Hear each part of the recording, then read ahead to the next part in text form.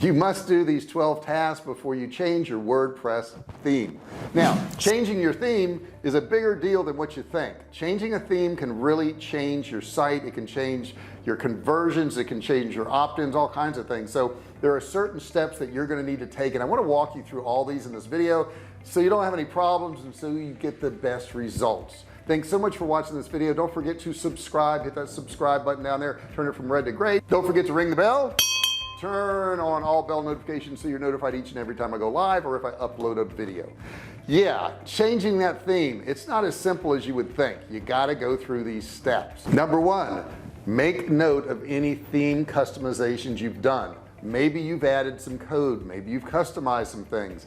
All of these things have to be noted and done on the next theme. If you don't, they will not work properly. People don't think about this. Over the years they add different things to their site, they tweak different things, they customize things, and then when they go switch to another theme, things break and your website doesn't work. We don't want that happening.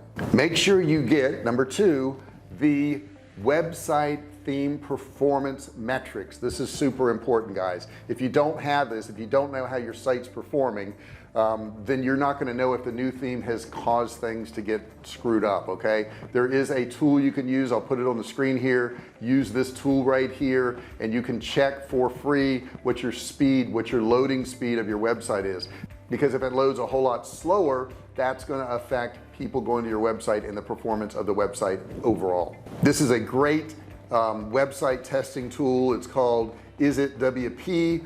It's a free website speed test tool. All you have to do is enter your website and analyze the website. It's simple and easy to use. Number three, you want to make note of the current widget and sidebar theme areas. When you switch themes, sometimes these areas are in different places and that could mess them up, so you want to make sure they're working properly. Number four, you want to copy existing WordPress tracking codes. A lot of times people will put their tracking codes directly into their theme, and when they do so, when they switch themes, they lose all that. They don't have that data anymore, so you don't want that to happen. I do suggest you using Monster Insights, which will help you with that. I'll put the link here on the screen, and that way you won't have that issue. Here's what it looks like when you go to Monster Insights right here. It says get Monster Insights. You just click right there and you can get it, and it will help you out and save you a lot of headaches. Number five, you want to back up your current WordPress website. Now there's a lot of softwares out there that can do that, but you want to find a WordPress backup plugin, install that and use that to back up your site. That way if anything goes wrong, you can always restore your site and you'll be back to where you were before.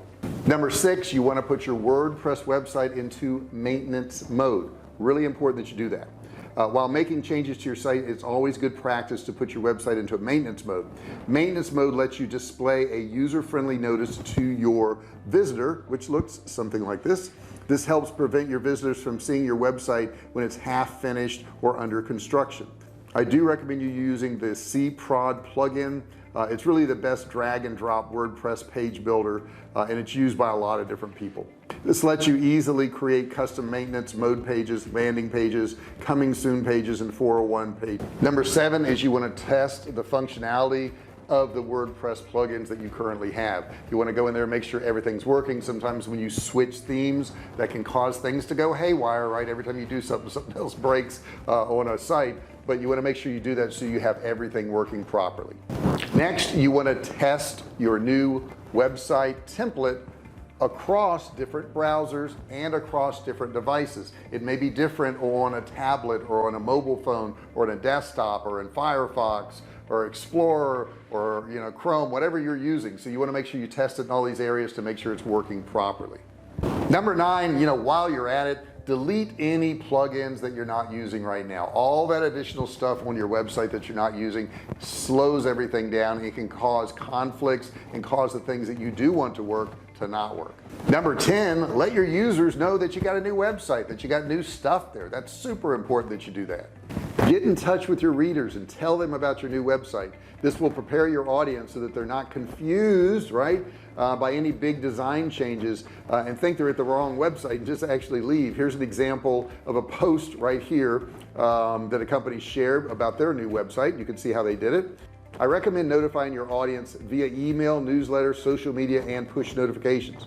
You're going to be tempted to just change themes and not do all this, guys. And I want to warn you at this point, do not do that. Do not do that.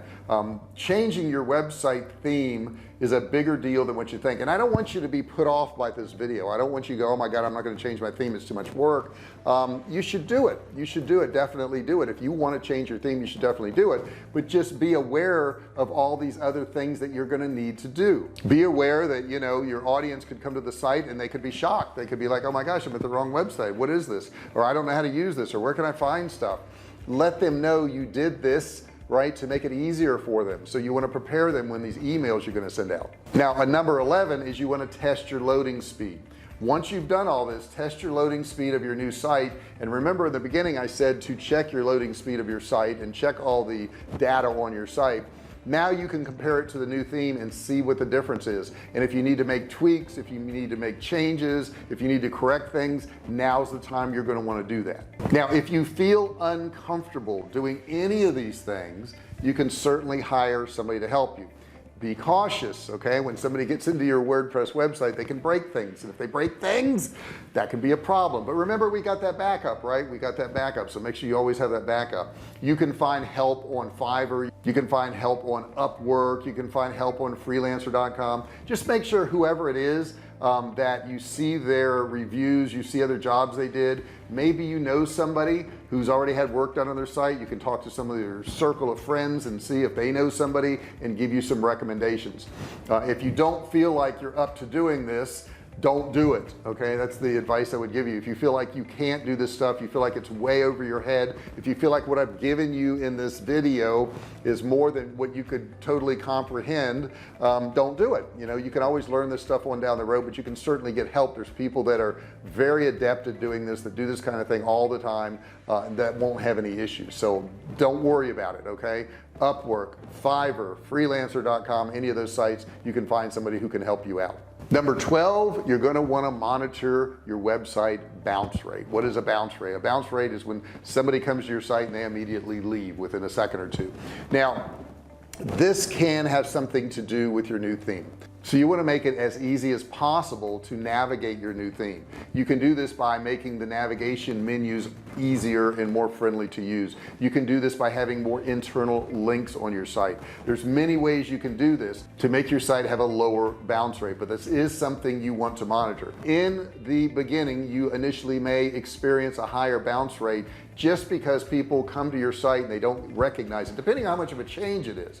If it's a huge change, you're going to see a bigger bounce rate, just because they don't know where they're at. However, that may be offset by people coming to your site who are new to your site who like the new theme. So overall, you know, maybe your new people bounce a little bit more, but you get new people coming in who actually stay on your site and become customers of your site. And at this point, once you've done all these things, you've got these 12 steps done, it's not a bad idea to survey your audience. Send out an email, say, what did you think of our new website? Hey, if you fill out this questionnaire of 5 questions about the new website, I'll send you a free $49 report on, you know, how to lose weight, or how to garden, or how to do woodworking, or whatever your niche is. Offer them something to fill out these surveys. So often I will have a company send me a survey to let me, you know, fill out and grade their company or grade their service or whatever, and they don't want to give me anything.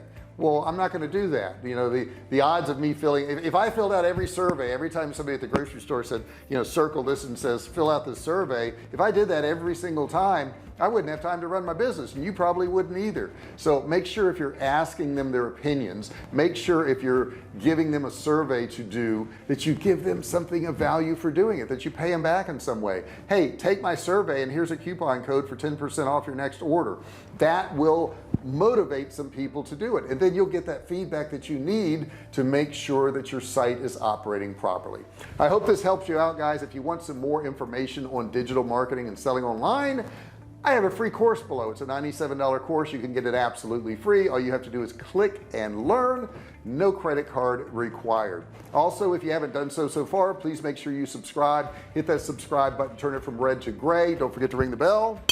Turn on all bell notifications so you're notified each and every time I go live. Also, give me a thumbs up. That thumbs up is so important. As a matter of fact, let me show you what it looks like.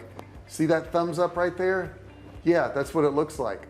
and you need to click it down there and give me that thumbs up. It helps me so much. I would really appreciate it. Thank you so much for watching this video. I appreciate you watching it, and I'll see you in the next video. Hey, thanks for watching my video. Don't forget to subscribe to my channel and click that little bell right there so you can be notified every time I do a new video. Also, click on one of those videos there. Keep watching on my channel.